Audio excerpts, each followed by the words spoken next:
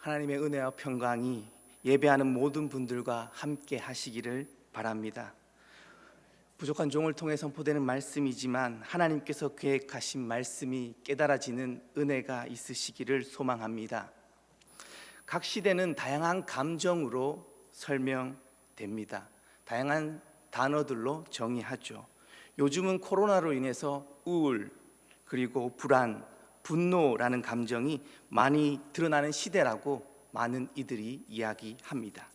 특별히 뉴스를 통해서 접하게 되는 다양한 사건들 속에서 분노를 조절하지 못하는 사회를 살아가고 있구나라는 마음이 들기도 합니다. 많은 이들은 자신이 옳고 다른 이들은 틀렸다라고 말하며 툭하면 다른 사람에게 분노합니다. 특별히 연약한 이들에게 그 분노가 향하게 되는 경우가 너무나도 많죠. 우린 이를 갑질이라고 표현하기도 합니다. 지식이 쌓이면 세상의 제도와 시스템, 이 체제를 향해서 분노하는 모습을 보게 됩니다. 결국 자신의 뜻대로 되지 않는 삶 앞에서 많은 이들이 자신의 화를 다스리지 못하고 분노하게 되는 것이죠. 그렇다면 이러한 분노가 부정적인 영향만 존재하는 것인가? 그렇지는 않습니다. 사회에 공정하지 못한 영역들을 바라보며 외치는 분노는 세상을 조금 더 옳은 방향으로, 나은 방향으로 이끌어 가기도 합니다. 이러한 분노를 우리는 의분, 거룩한 분노다라고 이야기하기도 하죠. 예언자들의 선포 속에서 이러한 의분이 담겨 있기도 합니다. 그럼에도 불구하고 그들의 선포 속에는 사랑이 담긴 정이었음을 잊어서는 안 되죠. 오늘 말씀 속 모세는 우리가 너무나도 잘 알고 있는 그러한 인물입니다. 모세하면 어떤 이미지가 떠오르시는지요? 우리는 민수기 12장의 말씀을 통해서 모세의 온유함을 너무나도 잘 알고 있습니다.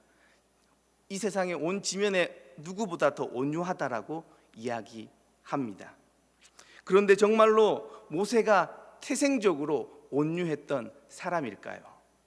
처음부터 모세가 우리가 생각한처럼 우리의 이미지 속에 있는 그 모세처럼 온유한 사람일까라는 질문입니다. 그렇지 않음을 우리는 쉽게 추측해 볼 수 있습니다. 모세는 바로의 딸에게서 왕자로 자라났습니다.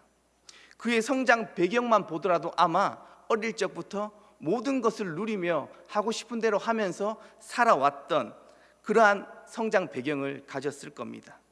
그러한 삶의 배경은 모세가 자신의 뜻이 강한, 자신의 자아가 강한 사람으로 성장시키지 않았을까라는 추측을 해볼 수 있습니다. 이러한 추측, 이러한 논지를 뒷받침해 주는 사건이 있죠. 그것은 애굽 사람을 죽인 사건입니다. 장성한 모세는 히브리 노예를 채찍으로 이렇게 때리는 그 애굽 사람을 죽이게 됩니다. 분노해서 살인을 저지르게 되죠. 그때 모세의 나이는 40이었습니다. 아주 편하게 살아갈 수 있는 삶의 자리에서 살인자가 되어서 도망자의 신세가 되게 되죠. 이러한 모습 속에서 모세는 온유함보다는 오히려 분노의 사람으로 여겨지기도 합니다. 그런데 누군가는 이렇게 질문하실 수도 있습니다. 모세는 자신을 위한 것이 아니라 타인을 위해서 분노한 것이 아닌가요? 그렇다면 의분, 옳지 못한 것을 향한 분노가 아닙니까? 그러나 이러한 모세의 모습은, 그 모세의 분노는 자기 중심적인 분노였음을 우리는 알 수 있습니다. 자신의 화를 주체하지 못했던 것이죠. 하나님께서 원하시는 방향을 가졌던 그러한 분노가 아니었던 것이죠. 그렇게 40년이라는 세월을 미디안 광야에서 보내기 시작합니다. 모세는 광야에서 장인 이드로를 만나서 목자 생활을 시작하게 되죠. 광야에서의 삶은 모세를 더욱 온유하게 만들었을까요? 그렇지 않았던 것 같습니다. 광야의 40년의 세월이 흐른 후 하나님께서는 모세를 찾아오셨습니다. 호렙산 불타는 떨기나무 아래에서 모세를 부르시는 장면이 있죠. 오늘 우리가 읽은 말씀은 그 연장선에서 모세가 하나님과 대화하고 있는 장면입니다. 하나님은 모세를 찾아오셔서 모세에게 이스라엘 백성들을 이끌어 내라고 명령하십니다. 그런데도 놀랍게도 모세는 그 하나님의 부르심을 5차례나 걸쳐서 거절하고 있습니다. 3장과 4장에서 나타나고 있습니다. 내가 누구이기에 바로에게 가겠습니까? 또 그들이 나에게 묻기를 누가 너를 보냈냐라고 하면 제가 무엇이라고 대답해야 되겠습니까? 이렇게 말하며 거절하고요. 그들이 나를 믿지 않고 내 말을 들어주지 않을 것입니다 라고 거절하고요. 나는 혀가 뻣뻣하고 입이 뻣뻣하고 혀가 둔한 사람입니다 라고 거절하고 있습니다. 그리고 마지막에 주여 보낼 만한 사람을 보내십시오 라고 모세는 5차례에 걸쳐서 하나님의 부르심을 거절하고 있죠. 모세는 계속해서 핑계를 짜내고 있습니다. 모세의 고집은 광야의 40년 그 세월에도 여전함을 우리는 볼 수 있는 장면입니다. 모세의 모습 속에서 자신의 완고함이 여전했던 것이죠.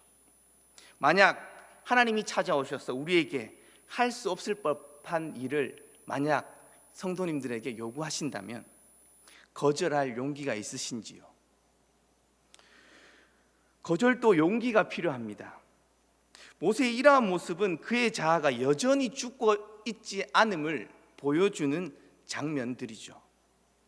모세는 왜 이렇게 계속해서 하나님의 부르심을 거절했던 것일까요? 모세가 하나님의 부르심 앞에서 느꼈던 감정은 무엇이었을까요? 하나님 앞에서 모세가 느꼈던 감정은 불안과 두려움입니다. 모세 자신이 그러한 일을 감당할 수 있을 만한 능력이 되지 않는 사람이라고 생각했던 것이죠. 바꾸어서 생각해보면 모세의 생각은 맞습니다.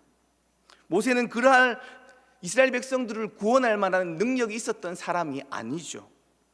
그럴 만한 능력이 없는 사람이 맞습니다. 모세의 이러한 모습은 언뜻 보면 겸손한 모습이라고 생각되기 쉽습니다. 그러나 모세가 보여주는 모습은 겸손과는 다른 모습입니다.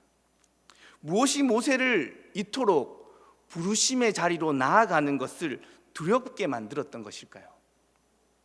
그 이유는 자신의 처지를 보았고 자신의 환경에 집중했기 때문입니다. 하나님이 맡기신 사명, 자신의 힘으로 감당해야 된다라고 생각했던 것이죠. 하나님께서 맡기신 그 사명을 자신이 감당해야 된다라고 생각했던 것입니다. 바꾸어서 말하면 모세는 하나님을 의지하고 있지 않았다라는 의미가 되는 것이죠. 그랬기에 모세는 거듭해서 하나님의 부르심을 거절했던 것입니다. 결국 겸손한 것 같지만 교만한 상태에 머물러 있었던 것이죠. 우리는 죄를 정의할 때 하나님으로부터 벗어난 상태, 예수님과의 불일치의 상태라고 표현하죠. 또 죄인을 설명할 때 자기 자신에게로 구부러진 존재라고 설명합니다. 팔이 안으로 굽듯 자기중심적인 존재라는 의미이죠. 하나님의 부르심을 거절하고 있는 모세는 자신의 자아가 하나님의 부르심보다 강하게 작동하고 있었기에 겉으로 표현되기에는 겸손한 것 같지만 여전히 교만한 죄인의 모습을 보여주고 있다는 그러한 의미입니다. 우리 또한 이러한 죄에 빠질 때가 너무나도 많습니다. 자신이 능력이 부족함을 핑계로 하나님의 부르심, 그 소명의 자리를 거절하는 것이죠. 부르심의 자리로 우리의 능력으로 감당하는 것이 아님을 기억해야 합니다. 하나님께서 그 길을 걸어가겠다고 결단하며 나아오는 이들에게 그 길을 걸어갈 힘과 능력까지도 주신다는 사실을 꼭 기억해야 합니다. 이것을 우리는 견인의 은총이다라고 표현합니다. 출애굽기 4장 17절 말씀을 한번 보겠습니다. 출애굽기 4장 17절, 하나님께서 모세에게 말씀하십니다. 너는 이 지팡이를 손에 잡고 이것으로 이적을 행하라. 하나님의 부르심의 자리로 나아갈 때 아무것도 없이 맨몸으로 가라고 말씀하시지 않았던 것이죠. 두려움과 불안에 휩싸여 있던 모세에게 놀라운 이적을 보여주시죠. 그리고 하나님의 지팡이를 모세의 손에 허락하셨습니다. 다시 말해서 하나님이 주시는 그 소명을 감당할 능력을 주셨다라는 의미입니다. 여기 계신 모든 성도님들에게 하나님께서 부르심의 자리에서 사명을 감당할 수 있는 능력을 함께 주신 줄 믿습니다. 원래 맡게 되시는 모든 사명들, 그 사명의 자리 가운데 하나님께서 그 맡겨주신 자리에서 능히 감당할 능력을 허락해 주신 줄 믿으시기를 바랍니다. 하나님의 부르심의 자리에서 순종함으로 참여할 수 있으시기를 축복합니다. 미국의 교육자이자 영성가인 팔머 파커는 삶이 내게 말을 걸어올 때라는 책을 썼는데요, 이 책은 자신의 삶의 의미를 읽고 다시 소명을 찾아가는 그 과정에 대해서 상세히 이렇게 기술하고 있는 책입니다. 그는 끊임없이 자신의 소명의 자리, 부르심의 자리가 어디 있는지 자신의 삶을 향해서 질문하고 있습니다. 인생을 살아가면서 누구나 가지는 질문이죠. 지금 내가 살아가고 있는 이 길이 정말로 나의 길인지 묻고 또 묻는 것이 우리의 인생입니다. 이러한 질문이 젊은이들의 질문이라고 생각하실지도 모르지만 이미 은퇴해서 제2의 삶을 준비하며 살아가고 계시다면 나는 과연 무엇으로 남은 여생을 살아갈 것인가? 라는 질문을 가지신다면 역시 동일한 질문입니다. 팔머 파커는 자신의 책에서 부르심의 자리를, 소명의 자리를 다음과 같이 설명합니다. 자신의 내면의 기쁨과 세상의 요구가 만나는 자리라고 묘사합니다. 여기에서 자기 자신의 내면의 기쁨이라는 말은 진정한 자기 자신과의 만남을 의미합니다. 다르게 표현하면 사람들 앞에서 만들어진 모습이 아닌 하나님께서 창조하신 자신의 본래의 모습을 의미하는 것이죠. 세상에서 요구하는 나의 모습이 아닌 진실된 자기와 마주하는 순간입니다. 페르소나라는 단어를 들어보셨죠? 이 의미는 가면, 외적으로 드러나는 인격, 타인에게 파악된 자아, 이렇게 설명이 됩니다.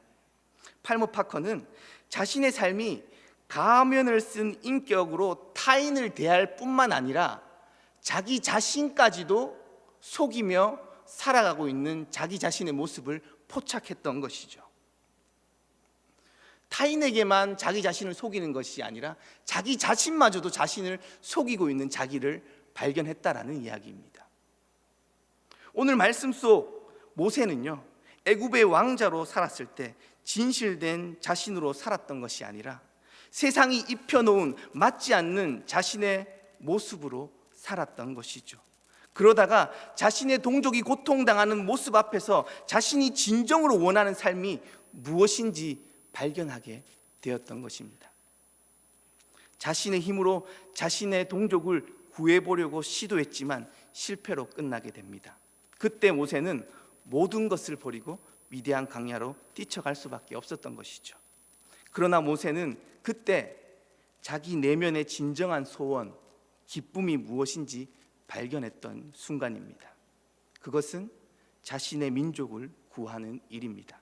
그런데 그때는 이스라엘 민족은 모세를 원하고 있지 않았습니다. 모세가 애굽 사람에게 맡고 있던 그 노예를 구해주고 난 이후 모세가 들었던 이야기는 출애굽기 2장 14절에서 이렇게 이야기하고 있습니다. 누가 너를 우리를 다스리는 자와 재판관으로 삼았느냐? 내가 애굽 사람을 죽인 것처럼 나도 죽이려느냐? 라고 이야기합니다. 젊은 혈기가 가득한 모세는 자신의 힘과 능력으로 그 일을 성취할 수 있을 것이라 착각했을지도 모릅니다. 그런데 자신의 동족으로부터 들었던 이 말은 모세를 더욱더 깊은 수렁에 빠지게 만들었고 광야의 삶을 시작하게 했던 것이죠. 그렇게 40년이라는 시간이 지나 하나님께서 모세를 찾아오셨습니다. 모세의 내면의 선한 동기를 잘 아시는 하나님께서 세상의 요구가 솟아오르는 하나님의 시간에 모세를 부르고 계신 것이죠. 출애굽기 3장 9절의 말씀입니다. 이제 가라, 이스라엘 자손들의 부르짖음이 내게 달하고 애굽 사람이 그들을 괴롭히는 학대도 내가 보았으니 라고 말씀하시죠. 모세는 자신이 원하던 일, 민족을 구하는 그 일, 그 부름 앞에 다시 서게 되었습니다. 그런데 모세는 그 전과는 다른 모습을 보이고 있습니다. 하나님 앞에서 두려워하고 있는 것이죠. 자신의 능력으로 할 수 없는 일이라고 판단했기에 두려워했던 것입니다. 그러나 하나님께서는 부르심의 자리에서 합당한 그때의 모세를 부르셨습니다. 자신이 원하는 때가 아니라 세상의 요구가 솟아오르는 그 하나님의 때, 하나님의 시간에 부르신 것이죠. 우리의 인생에서 자신이 나아가려고 하는 그 길이 닫힐 때 우리는 하나님의 때를 기다릴 줄 알아야 합니다. 불가능함을 인정하지만 거기에 머물러서는 안 되고 그것이 주는 가르침을 또한 발견해야 합니다. 반대로 길이 열려졌을 때 하나님이 나에게 능력 더해 주실 것이라는 믿음을 가지고 하나님의 인도하심을 신뢰해야 합니다. 이렇듯 하나님이 허락하시는 그 놀라운 능력과 인간의 한계 사이에서 창조적인 그 긴장 속에서 살아가는 방법을 배워야 합니다. 이것이 부르심받은 자들이 삶의 자리에서 우리가 살아가는 자세와 태도입니다. 하나님 앞에서 진솔한 자기 자신 그 내면과 마주하시기를 바랍니다. 그리고 자신의 주변에서 들려오는 요구들에 귀 기울일 수 있으시기를 바랍니다. 이 두 가지가 만나는 그 지점이 바로 하나님께서 여러분을 부르시는 자리일 것입니다. 많은 믿음의 사람들이 그 자리에 섰던 것입니다. 사랑하는 성도 여러분, 부르심의 자리를 새롭게 발견할 수 있으시기를 바랍니다. 세상의 요구에 눈과 귀가 막혀서 하나님이 주시는 나를 향한 진정한 기쁨을 놓치지 마시고 반대로 자신의 기쁨에만 빠져서 주변의 소리에 귀 기울이지 못하는 어리석음을 범하지 않으시기를 바랍니다. 각자의 자리에서 주어진 삶의 자리에서 하나님의 부르심을 놓치지 않으시기를 바랍니다. 모든 인간은 자신의 삶의 현실 속에 함몰되는 그 순간 두려움과 불안을 느낄 수밖에 없는 유한한 존재입니다. 모세가 부르심의 자리에서 느꼈던 그 불안, 두려움이 이 세상을 살아가고 있는 모든 그리스도인들이 경험하는 마음입니다. 우리는 불안과 두려움의 시대 속에서 눈을 들어 하나님을 바라보아야 합니다. 그리고 그분을 의지해야 합니다. 내 마음의 두려움의 공간의 반대편에 있는 새로운 희망을 발견해야 하며 하나님 안에서 함께 그 희망을 노래해야 합니다. 하나님은 그렇게 두려움에 빠져있던 모세를 그 자리에 그냥 두시지 않으시죠. 부르심의 자리로 나오지 못하고 머뭇거리는 모세에게 하나님은 너와 함께 하시겠다라는 언약의 말씀, 약속의 말씀으로 모세를 다시 일으켜 세우시고 용기를 주십니다. 하나님은 우리의 존재가 하나님을 전적으로 신뢰하지 못하고 의지하지 못하는 죄인임을 알고 계십니다. 그렇기에 두려움과 불안을 겪고 있던 모세에게 하나님의 지팡이를 허락하셨던 것이죠. 모세가 두렵고 불안할 때마다 하나님의 지팡이를 꼭 붙잡지 않았을까요? 하나님은 불안의 시대를 살아가는 우리들에게 모세에게 주셨던 하나님의 지팡이를 주셨습니다. 그것은 바로 하나님의 약속의 말씀입니다. 이 땅을 살아가는 우리가 의지해야 할 것, 진정으로 의지해야 할 것은 무엇일까요?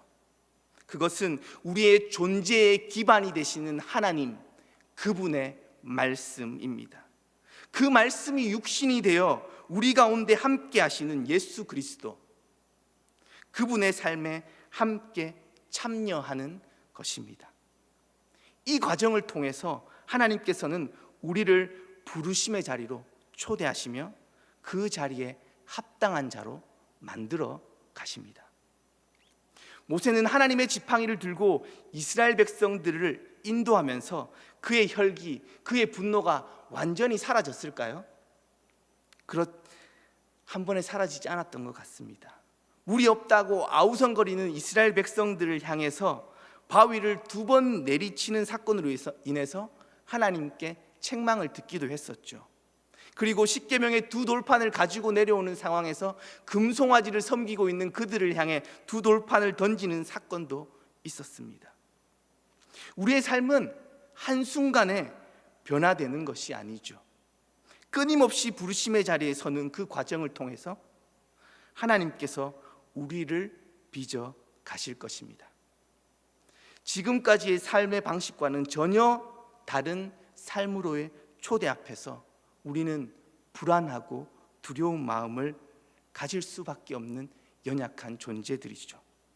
그러나 그 불안과 두려움을 하나님의 약속의 말씀을 붙들며 떨쳐버리며 부르심의 자리로 새로운 희망으로 세워지는 대구제일교회 모든 성도님들 될 수 있으시기를 바랍니다. 기도하겠습니다. 사랑의 하나님, 감사합니다.